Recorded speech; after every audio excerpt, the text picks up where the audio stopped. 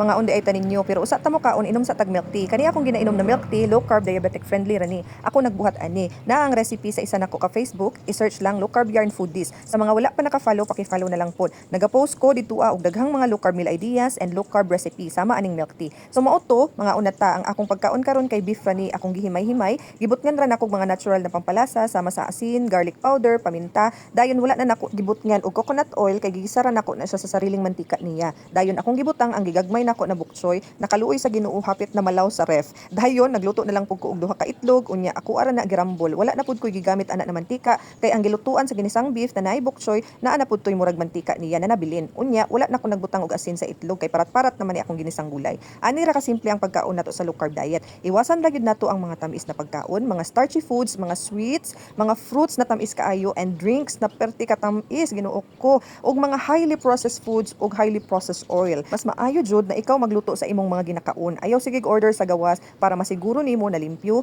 healthy ug low carb gyud ang imong mga ginakaon. Wala nay daghan pang mga pampalasa na ibutang kay bisan asin paminta sulbad na ka. Kay sa low carb ang dati nimo nadila na sa magic sarap, asukal ug nor cubes magsigig pangita, karon og nag low carb na ka mabalik na imong natural na panglasa. Mao nang bisan asin paminta ra ang pangpalasa, makontento na ka ug para sa imong halami gyud ang iyahang lasa. Sa mga naay ipamati sa lawas, mas maayo gyud na mag low carb ta, naamantay libreng mga guidelines na adiha nakabutang sa akong photo album, pakiukay na lang og basaha, memorize sa, balik-balik ka og basa aron mas dali na lang ang pag low carb sa imuha. Pero kung naatay igong budget, available ang low carb training camp namo ni Dr. Presi, siya ang doktor ug ako ang coach. Naatay private one-on-one group chat, only consultation ug only daily monitoring plus class discussion every Tuesday. So kung naay extra, mas maayo gud na magpa-guide ta sa mga expert, mga low carb practitioners ug mga low carb coaches aron mas guided ka ug ma-personalize ang imong pag low carb base sa imong mga gipamati sa lawas. Kay ang mga low carb foods dili na siya pwede sa tanan, labi na sa mga daghan kaayog health issues. So kung interesado ka mag-enroll sa low carb training camp, PM lang.